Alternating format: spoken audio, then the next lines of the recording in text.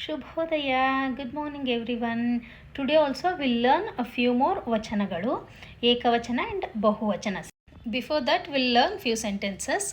Adu enu, what is that? Idu yavudu, which is this. Adu nannadu, that is mine.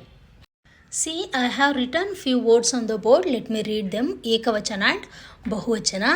Rani, ರಾಣಿಯರು, ಗಿಡ, ಗಿಡಗಳು, ಜಾಣ, ಜಾಣರು, ಕಾಲು, ಕಾಲುಗಳು, ಬಾಗಿಲು, ಬಾಗಿಲುಗಳು, ತಮ್ಮ, ತಮ್ಮಂದಿರು, ಅಕ್ಕ, ಅಕ್ಕಂದಿರು, ಅಣ್ಣ, ಅಣ್ಣಂದಿರು, ಅಕ್ಷರ, ಅಕ್ಷರಗಳು, ಜಾಣೆ, ಜಾಣೆಯರು, ಮಂಚ, ಮಂಚಗಳು, ಸ್ಥಳ, ಸ್ಥಳಗಳು, ಪದ, ಪದಗಳು, ವಾಕ್ಯ, ವಾಕ್ಯಗಳು, ಅವಳು, ಅವರು, ಅವನು, ಅವರು, ಮಾವ, ಮಾವಂದಿರು, ಮುದುಕಿ, ಮುದುಕಿಯರು, ಮುದುಕ, ಮುದುಕರು, ತಾತ, ತಾತಂದಿರು, ಗುರು, ಗುರುಗಳು, ಕಣ್ಣು, ಕಣ್ಣುಗಳು, ಗೊಂಬೆ, ಗೊಂಬೆಗಳು, ಹುಡುಗ, ಹುಡುಗರು, ಹುಡುಗಿ, ಹುಡುಗಿಯರು,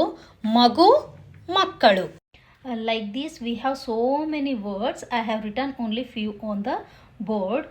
If you are having any doubts with any word, please you can comment in the comment section. Bye for today. See you in next class. Please keep practicing to learn fast.